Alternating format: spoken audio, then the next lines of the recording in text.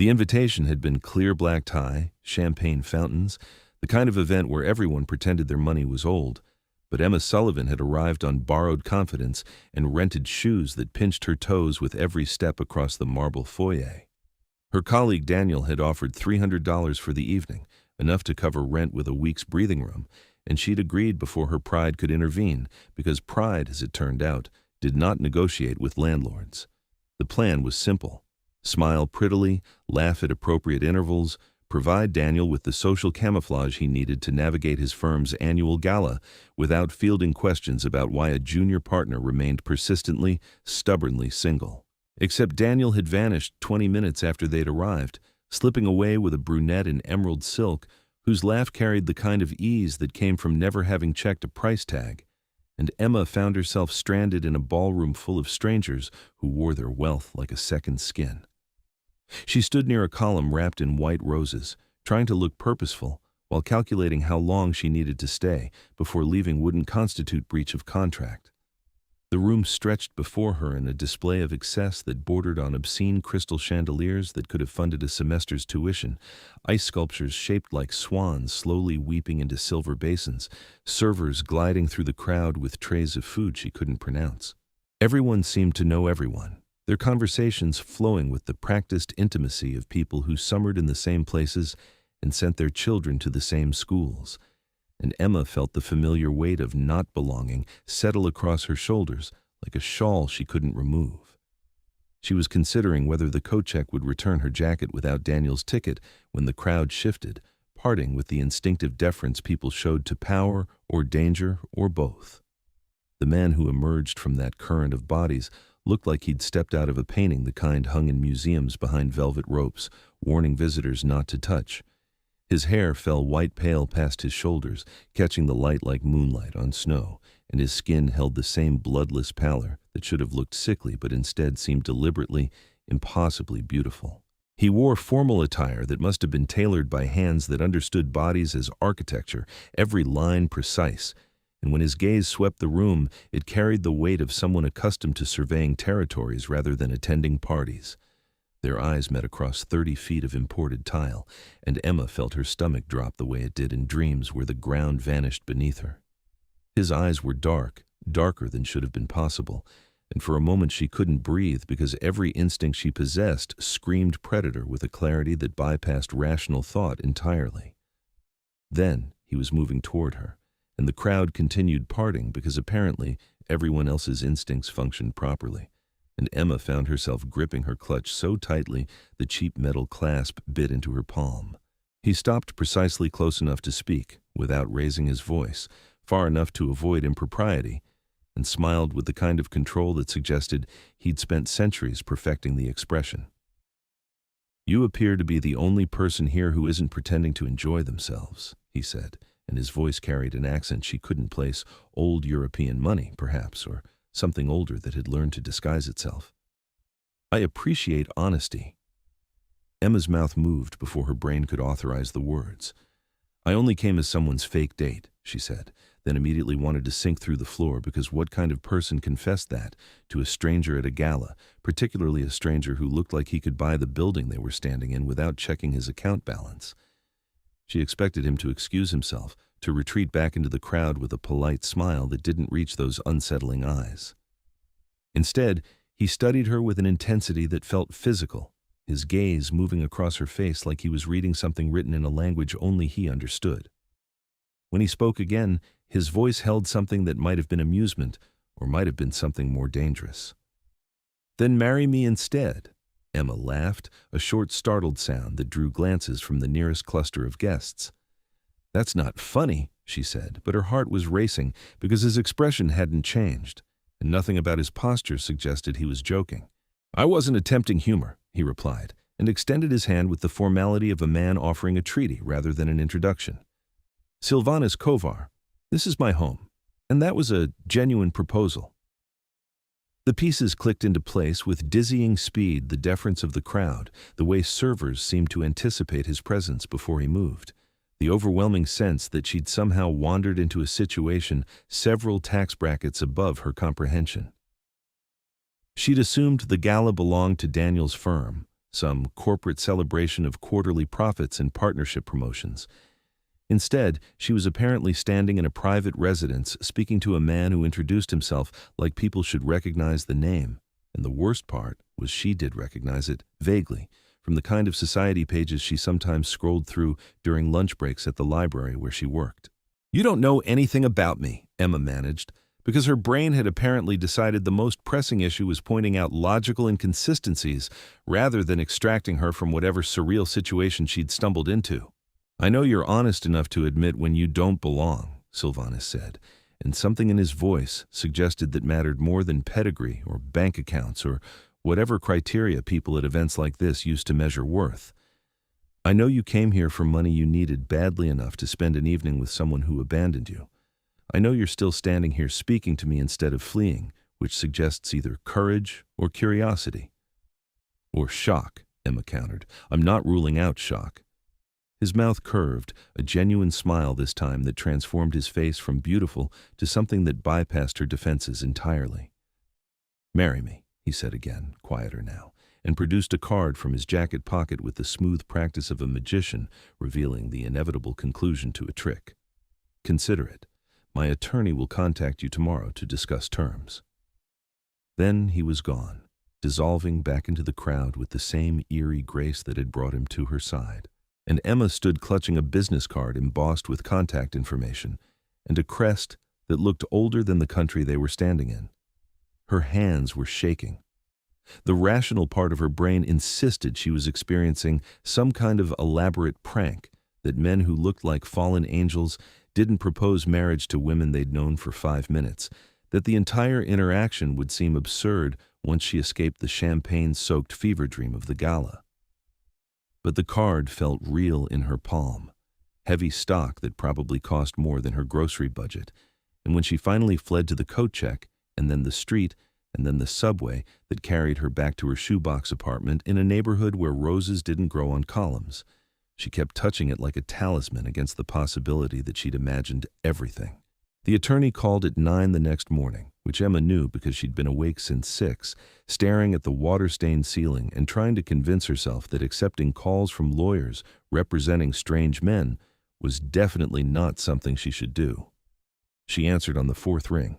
"Miss Sullivan," the voice on the other end said, crisp and professional, in a way that suggested she billed by the minute. "My name is Patricia Chen, and I represent Mr. Kovar's interests. He's asked me to present you with a proposal, if you're willing to hear it."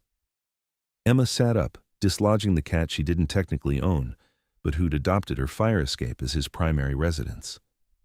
"This is insane," she said. "You know this is insane, right?" "I'm aware the situation is unconventional," Patricia agreed, and Emma could hear papers rustling in the background. "However, my client is prepared to offer substantial compensation in exchange for a legally binding arrangement. Would you be willing to meet this afternoon to discuss specifics?" Every self-preservation instinct Emma possessed screamed that this was how people ended up featured in true crime documentaries. But her student loans didn't care about self-preservation, and neither did her landlord. And there was something compelling about the memory of Silvanus Kovar's dark eyes that made her say yes before wisdom could intervene. They agreed to meet at a cafe in Midtown, neutral territory, and Emma spent 3 hours trying to find an outfit that suggested she understood what she was doing. Patricia turned out to be exactly what Emma had pictured, 40-something, perfectly tailored suit, the kind of composed competence that came from years navigating situations where millions of dollars hung on proper comma placement. She ordered an espresso, waited for Emma's tea to arrive, then slid a folder across the table with the ceremony of someone presenting evidence. "Mr. Kovar is prepared to offer you $1 million, Patricia said, and Emma choked on her Earl Grey. "In exchange, you would agree to a marriage contract lasting 1 year.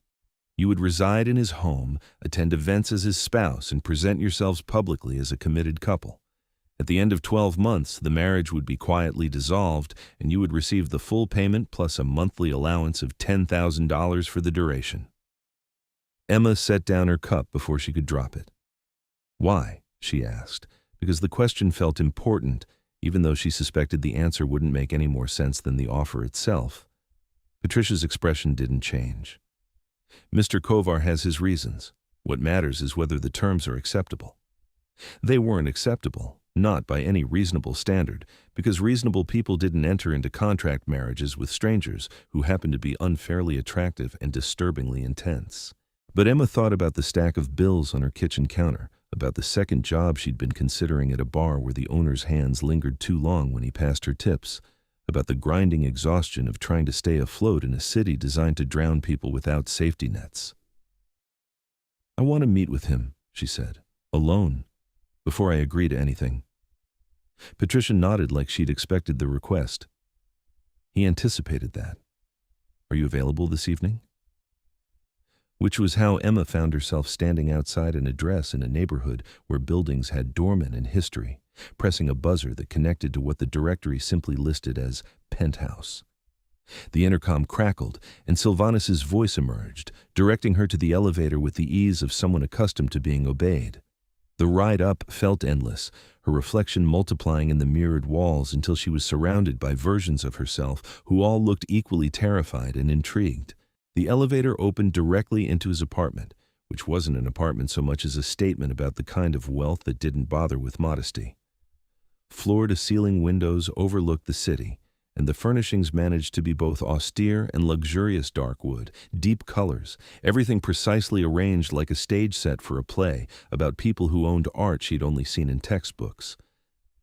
Silvanus stood near the windows, backlit by the setting sun in a way that should have been painful to look at, but somehow wasn't. And when he turned to face her, Emma saw he was wearing dark glasses. "Forgive the precaution," he said, gesturing to the sunglasses. "The light at this hour is challenging." Emma filed that detail away under growing list of things that didn't quite make sense. "Your lawyer said you want to pay me $1 million to pretend to be married to you for a year," she said, because directness seemed like the only approach that wouldn't make her feel like she was drowning. "I need to understand why." He moved away from the window, each step deliberate, and removed the sunglasses with a motion that felt significant. His eyes were the same dark void she remembered, pupils blown wide in a way that didn't change even as he moved into shadow. "I need a wife," he said simply. "Someone who won't confuse the arrangement with affection, who understands the terms are business rather than romantic. You struck me as someone capable of that clarity." "You proposed to me in front of hundreds of people," Emma pointed out. "That seemed pretty romantic." Something flickered across his face, too quick to identify.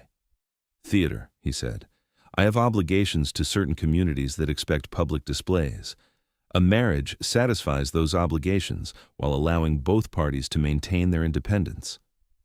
It almost made sense, in the way things made sense when you stopped looking too closely at the foundation. Emma had read enough about the wealthy to know their marriages often functioned as mergers, strategic alliances dressed in white lace and champagne toasts. What she couldn't figure out was why he'd chosen her specifically, when surely he had access to women who actually belonged in his world. "Why me?" she asked. "You could have anyone." "I don't want anyone," Silvanus replied, and his voice carried an edge that suggested old wounds poorly healed. "I want someone who won't mistake the contract for something it isn't. Someone who will leave when the term ends without dramatics or complications."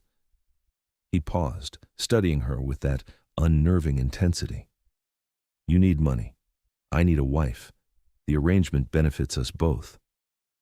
Emma wanted to say no, wanted to walk away from the entire bizarre situation and return to her normal life where the stakes never rose above late fees and awkward subway encounters. But normal wasn't working, hadn't been working for years, and there was something almost refreshing about the honesty of a transaction this explicit. At least she'd know exactly where she stood.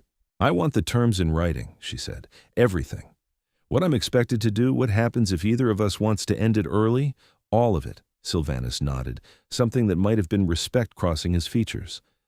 "Patricia will have the contracts ready by tomorrow. Read them carefully. Negotiate anything you find unacceptable."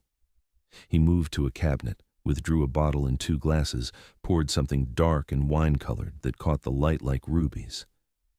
"In the meantime, let's discuss the practical realities." They spent the next 2 hours in his living room, and Emma learned that marrying a stranger involved considerably more logistics than she'd anticipated. She'd need to move into the penthouse within the week, maintain appearances at a minimum of 2 public events per month, and wear a ring he'd have commissioned to her specifications. In exchange, he'd cover all her expenses, pay off her student loans immediately, and deposit the monthly allowance into an account she'd control. At the end of 12 months, she'd walk away with enough money to actually build a life instead of just surviving one. "What about the personal side?" Emma asked, because the question felt important even if asking it made her cheeks heat. "Do you expect... are we supposed to—" "No," Silvanus said, quick and definitive. "This is a legal arrangement, nothing more. You'll have your own suite, your own space. I won't impose on your privacy." Relief, and something that might have been disappointment, tangled in Emma's chest.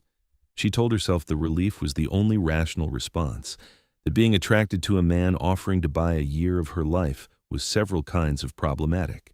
But when he walked her to the elevator, his hand brushing the small of her back in a gesture that probably meant nothing, her skin burned where he'd touched her. The contracts arrived the next morning, 40 pages of legal language that Emma read 3 times before she was convinced she understood all the implications.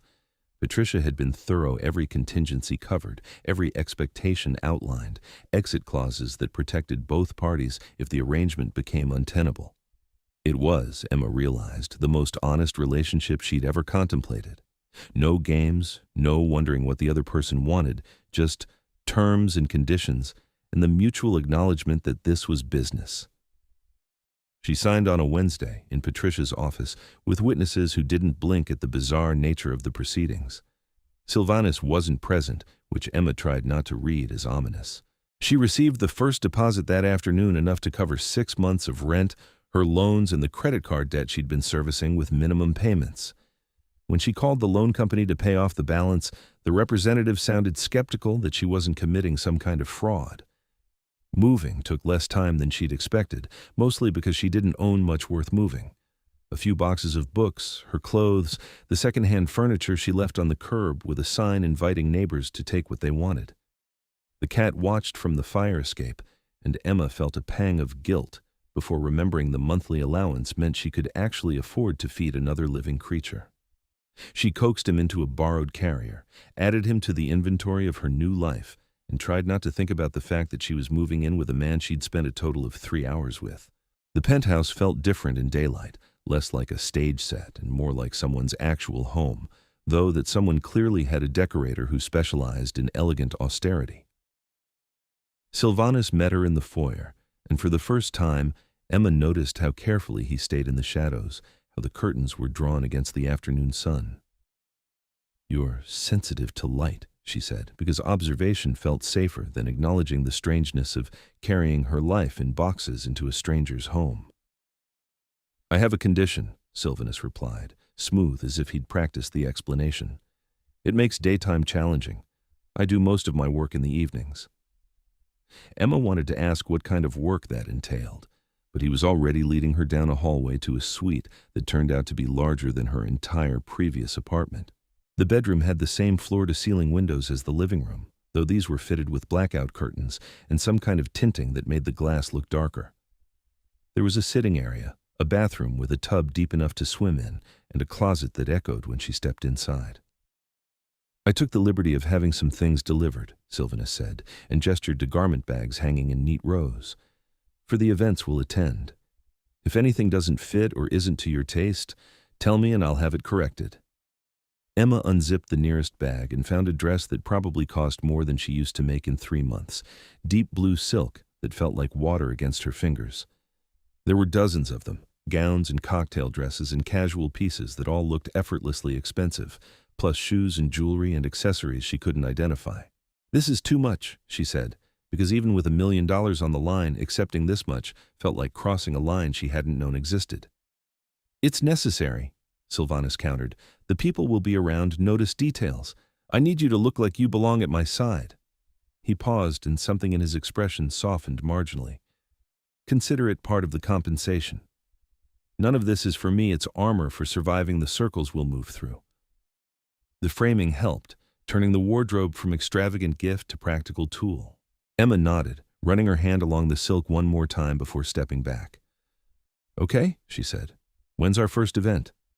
"Saturday," Silvanus replied. A gallery opening, low-key by most standards, but it will introduce you to the community. He moved toward the door, then hesitated. Emma, I know this arrangement is unusual, but I meant what I said. You're safe here. This is business, and I keep my word. She believed him, which was possibly the strangest part of everything. There was something fundamentally trustworthy about his directness, the way he laid out terms without trying to dress them up as something prettier. Emma had dated men who'd promised her the world and delivered nothing but disappointment. At least Silvanus was honest about what he wanted. The days before the gallery opening passed in a strange domesticity Emma hadn't anticipated. Silvanus kept odd hours, disappearing during daylight and emerging in the evenings to work in his study or take calls in languages she didn't recognize. They shared breakfast around sunset, Emma with coffee and toast, while Silvanus drank something from a dark bottle he didn't offer to explain. Conversation came easier than it should have. He asked about her work at the library, seemed genuinely interested in the obscure cataloging projects she'd been assigned, and told her stories about art and history that suggested he'd lived through more than his appearance indicated. "How old are you?" Emma asked one evening, emboldened by the second glass of wine she probably shouldn't have accepted. Silvanus smiled, enigmatic. "Old enough to know better than to answer that question directly." "Does it matter?" It should have mattered, Emma thought, but somehow it didn't. Age felt irrelevant when measured against the easy way they'd fallen into orbit around each other, the comfortable silences that punctuated their evenings. She was starting to like him, which was dangerous given the terms of their arrangement, but she couldn't quite convince herself to maintain the professional distance she'd planned. Saturday arrived with the inevitability of deadlines, and Emma spent 3 hours getting ready with the help of a stylist Silvanus had hired for the occasion. The woman was efficient and kind, transforming Emma's hair into something elegant and applying makeup with the precision of an artist. The dress she'd selected was the blue silk Emma had admired, and when Emma finally looked in the mirror, she barely recognized herself.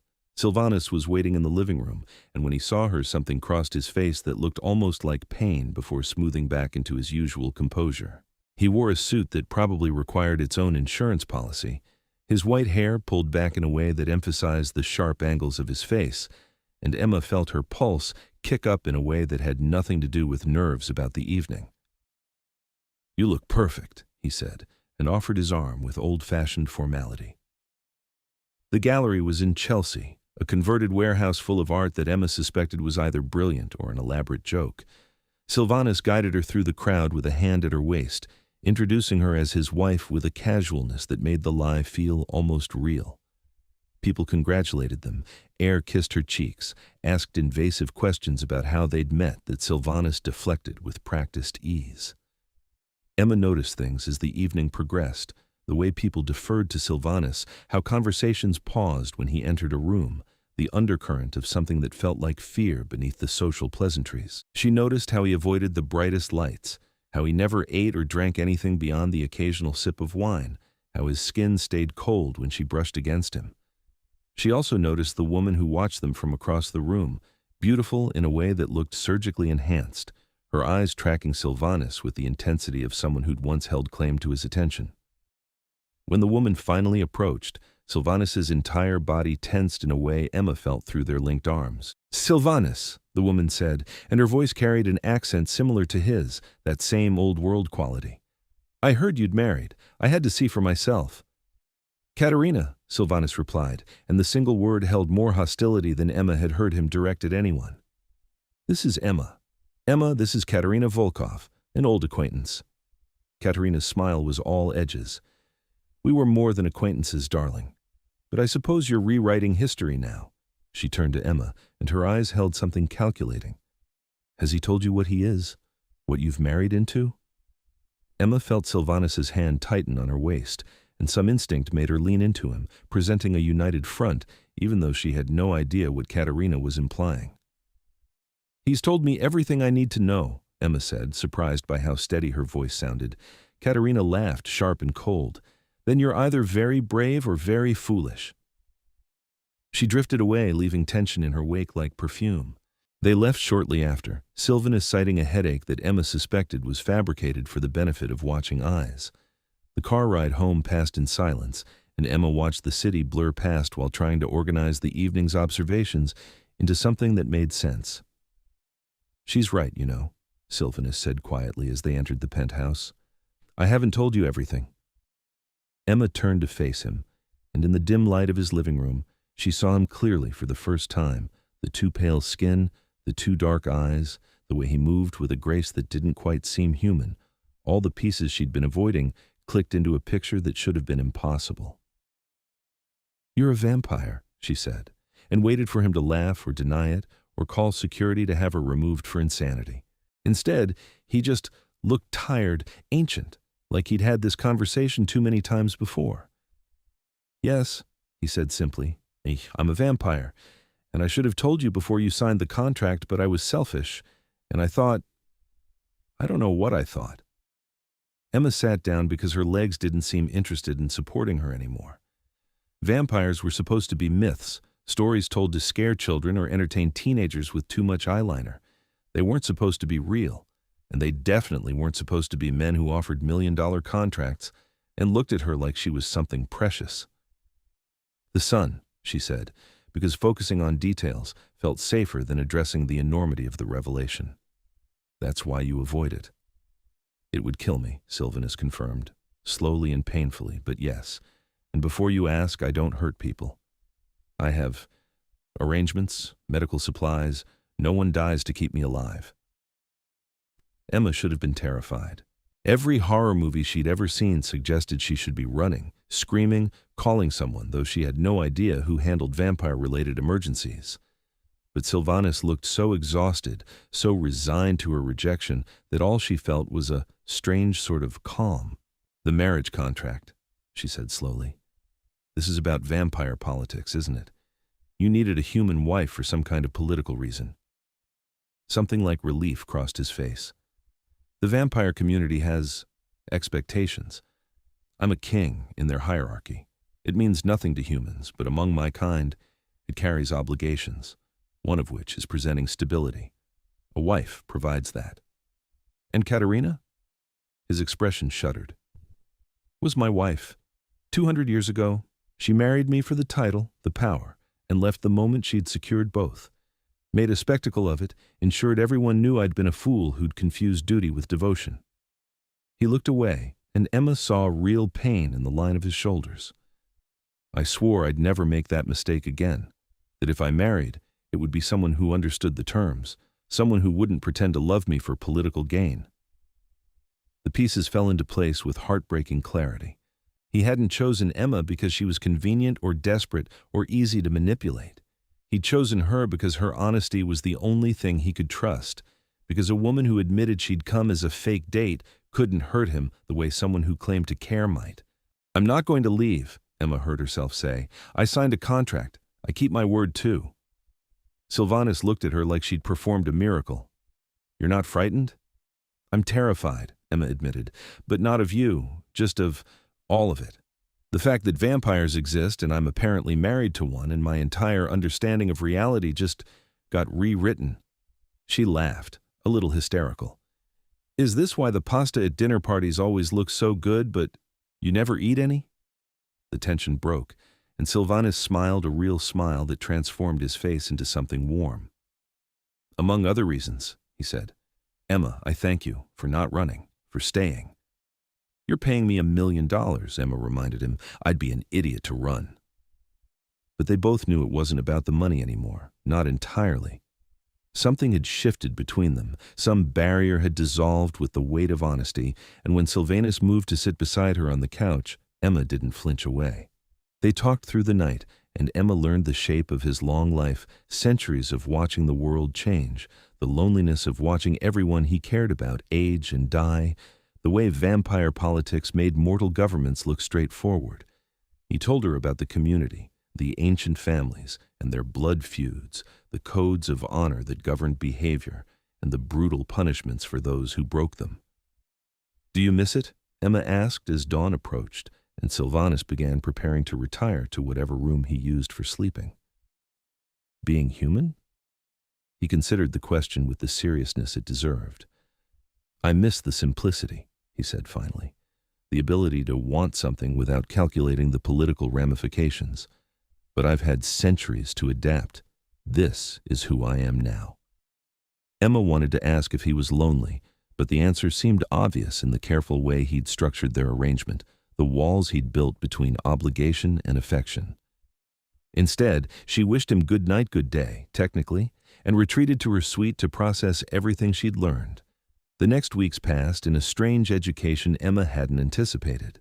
Silvanus introduced her to the vampire world carefully, explaining hierarchies and protocols and the delicate balance that kept their community hidden from mortal awareness. She met other vampires at the events they attended, some ancient and terrifying, others surprisingly modern, all of them watching her with the same calculating assessment Katerina had shown. They're trying to figure out if I'm a threat, Emma realized after the third such event, a dinner party where she'd been the only human among 12 immortals. They're trying to figure out if you're real, Silvanus corrected, if this marriage means something or if it's just another political maneuver. He hesitated, then added quietly, I'm trying to figure that out myself. Emma looked at him, at the careful way he maintained distance even as they grew more comfortable around each other, and felt something dangerous bloom in her chest. She was falling for him, had been falling since that first night when he'd stood in the ruins of her composure and offered her a way forward.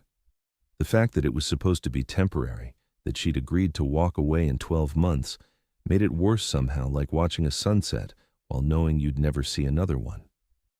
What if it was real? She asked, reckless with wine and the late hour and the way he was looking at her like she mattered. Would that be so terrible? Silvanus went very still. Emma, he said, and her name sounded like a warning and a prayer. Don't. Please. I've been hurt before, and I can't survive it again. The contract protects us both. From what? Emma demanded. From actually caring about each other? Because I think it's too late for that. She watched him war with himself, watched centuries of self-preservation battle against whatever he felt when he looked at her. Finally, he stood, putting physical distance between them, like that might help. You're paid to pretend, he said, and his voice was cold in a way she'd never heard. Don't confuse the performance with reality. The words hit like a slap, and Emma felt something in her chest crack. Right, she said, keeping her voice level through sheer force of will. Just business. I forgot. She left him standing in the living room and locked herself in her suite and told herself the tears were from anger rather than heartbreak. But she'd never been a good liar, especially to herself. The distance between them grew after that night, a chasm of unspoken feelings and careful politeness. They maintained appearances at events, played their roles perfectly, and avoided being alone together whenever possible. Emma threw herself into her library work, picking up extra projects that kept her occupied during the hours Silvanus was awake. He spent more time in his study, and Emma tried not to notice the way he looked at her when he thought she wasn't watching, like she was something he wanted desperately, but had forbidden himself to touch. 2 months before the contract's end, everything changed.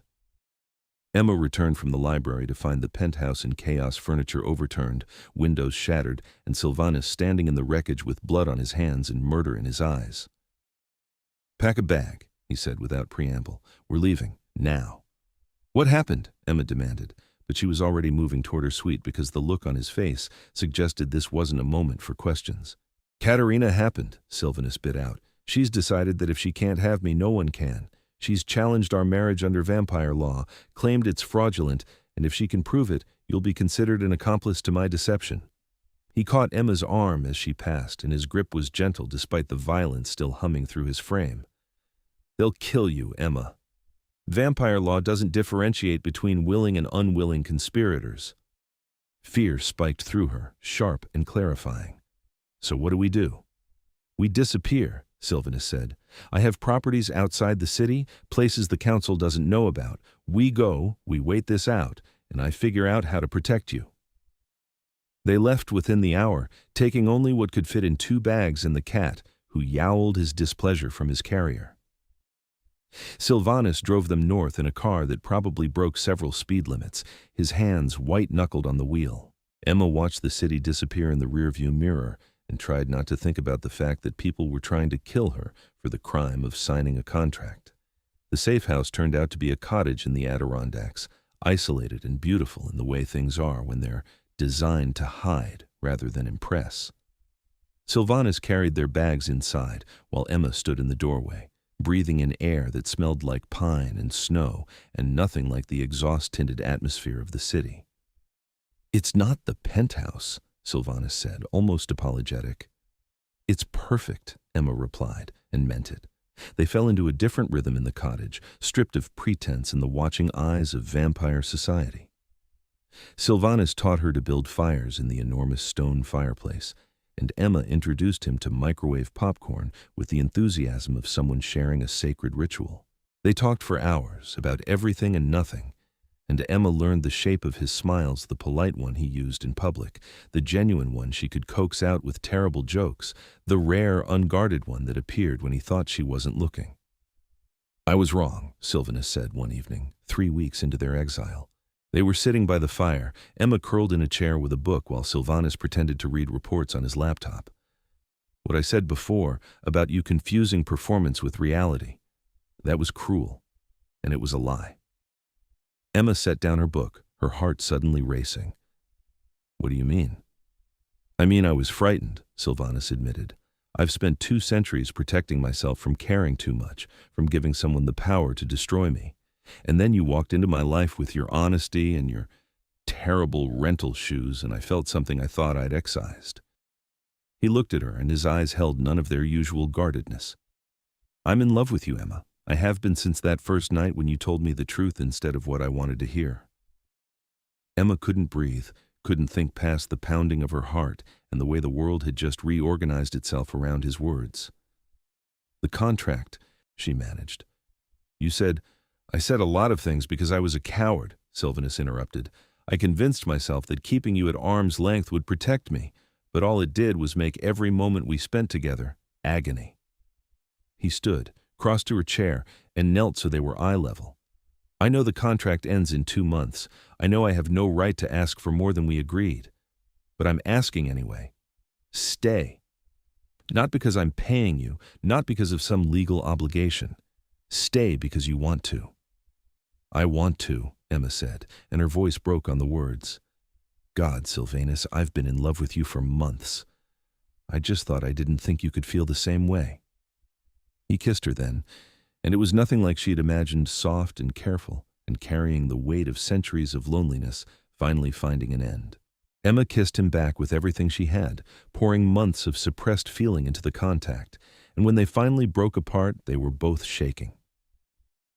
"I need to tell you something else," Silvanus said, resting his forehead against hers.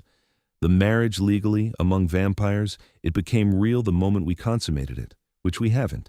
So technically, Katerina is right. Our marriage is fraudulent under their law." Emma pulled back enough to see his face. "So we make it real," she said. "If that's what it takes to keep both of us safe, to shut her down, we make it real." "Emma," Silvanus said carefully, "that's not a decision to make lightly. Once we cross that line, there's no going back. You'd be bound to me in ways human marriages don't begin to cover." "Good," Emma said fiercely. "I don't want to go back. I want to stay here with you for as long as you'll have me." The next morning, Emma woke to find Silvanus watching her with an expression that made her breath catch. They'd spent the night talking and kissing and carefully not taking the final step, giving her time to be certain. But she was certain, had been certain for longer than she'd admitted to herself. "I'm sure," she said, and watched his control finally break. They made love slowly, carefully, Silvanus treating her like she was something precious he was afraid of damaging. Emma had never felt more cherished, more seen, and when it was over, she lay in his arms and listened to him explain the bond that now existed between them, how she'd always be able to sense him, how distance would pull at her like a physical ache, how their lives were now fundamentally intertwined. "No pressure," Emma said, and laughed when he made an offended noise against her hair. They stayed in the cottage for another month, hiding from the world and learning each other in the quiet way people do when they have time and privacy and nothing to prove. Silvanus told her about his fears that she'd regret choosing him, that he'd failed to protect her the way he'd failed before. Emma shared her own anxieties that she'd never be enough for someone who'd lived so long, that she'd die and leave him alone again. "Then don't die," Silvanus said, and the suggestion hung in the air like smoke. "You mean turning," Emma said slowly. "Becoming a vampire." I mean having forever, Silvanus corrected. If you want it, if you're willing to give up daylight and aging and everything mortality offers. I would never pressure you, Emma, but if you're asking what I want you beside me for as long as time allows. Emma thought about it, weighed sunrises against eternity with the man she loved, and found the choice easier than it should have been. Yes, she said. Not today, not tomorrow, but yes, eventually. They returned to the city in the 6th month, and Emma stood beside Silvanus as he faced the Vampire Council and presented their completed bond as evidence of the marriage's validity. Katerina challenged it, claimed Emma had been coerced, and Emma shut her down with a directness that made several ancient vampires smile. I chose him, Emma said clearly. Not for his title, not for his money. I chose him because he's kind and honest, and he makes me feel like I'm home. If you have a problem with that, take it up with me. The council ruled in their favor, and Katerina was censured for her interference. Emma watched her leave the chamber with her dignity in tatters and felt something like pity beneath the satisfaction. She loved you, Emma said later in the quiet of the penthouse they'd returned to. In her own way. That's why it hurt her so much. She loved power, Silvanus corrected gently. I was just the vehicle. What we have, this is different. This is real. The contract officially ended 2 weeks later, and Silvanus presented Emma with dissolution papers and the final payment, with a ceremony that felt more like grief than celebration. Emma took the papers, read them carefully, then tore them in half. I don't want your money, she said. I want you, just you. You have me, Silvanus promised, for as long as you want me. Forever then, Emma said, and kissed him to seal the vow. They married again 6 months later, properly this time, with no contracts or witnesses or political motivations. It was just them in the cottage where they'd fallen in love, exchanging vows written in the quiet hours before dawn. Emma wore a simple dress, no borrowed shoes, and Silvanus looked at her like she was the only thing in the world worth seeing. I love you, he said, and the words carried the weight of centuries of loneliness, finally finding their opposite. I love you, Emma replied, and meant it with every part of herself. The turning happened a year after that, on a night when Emma was ready and Silvanus was terrified, and they both understood there was no going back. It hurt in ways Emma hadn't anticipated, her body remaking itself at a cellular level, but Silvanus held her through it and whispered promises about the forever they'd have. When she woke 3 days later, the world looked different, sharper, clearer, full of details she'd never noticed. Silvanus was sitting beside the bed, and when he saw her eyes open, he smiled with relief so profound it was almost painful to witness. How do you feel? He asked. Emma considered the question, took inventory of her new body and its strange hungers. Hungry, she admitted, and like I could run through walls. Is that normal? Perfectly normal, Silvanus assured her. We'll handle the hunger, and the strength will stabilize. Everything will stabilize. He was right. Over the following months, Emma learned to navigate her new existence with Silvanus as her guide and partner. The vampire community accepted her some grudgingly, others with genuine warmth, and Emma discovered she had a talent for the politics she'd once found baffling. She and Silvanus became a unit, balancing each other's weaknesses and amplifying their strengths, and Emma understood why vampire marriages were considered sacred bonds. They settled into eternity together, marking time in the way immortals do by the changes in the world rather than their own bodies. Emma never regretted her choice, never looked back at mortality with longing, because what she'd gained was worth any price. On their 5th anniversary or 50th, depending on how you counted, Silvanus found Emma in the library they'd built in the cottage, surrounded by books and looking perfectly content. I have a question, he said, settling beside her. You always have questions, Emma replied, but she set aside her book and gave him her attention. Do you ever wish, Silvanus started, then paused, choosing his words carefully, that we'd met differently? That I'd courted you properly instead of offering you a contract? Emma thought about it, about the woman she'd been when she'd walked into that gala in borrowed shoes, desperate and exhausted and barely surviving. She thought about the man Silvanus had been, wounded and guarded and convinced he'd never trust anyone again. They'd needed the contract, she realized, needed the safety of terms and conditions to feel brave enough to be honest. No, she said finally. We met exactly how we needed to. You proposed to a stranger, and I was smart enough to say yes. You told me you only came as a fake date, Silvanus reminded her, smiling. And you told me to marry you instead, Emma finished. Best decision I ever made. She kissed him, tasting 5 decades of love and trust and the eternity still stretching before them. Outside, the sun was setting, painting the sky in colors Emma would never see again but didn't miss. She had everything she needed here, in this moment, with this man who'd seen her clearly from the very beginning. I love you, Silvanus murmured against her lips. I know, Emma replied, and pulled him closer. They had forever, and they intended to use every moment of it.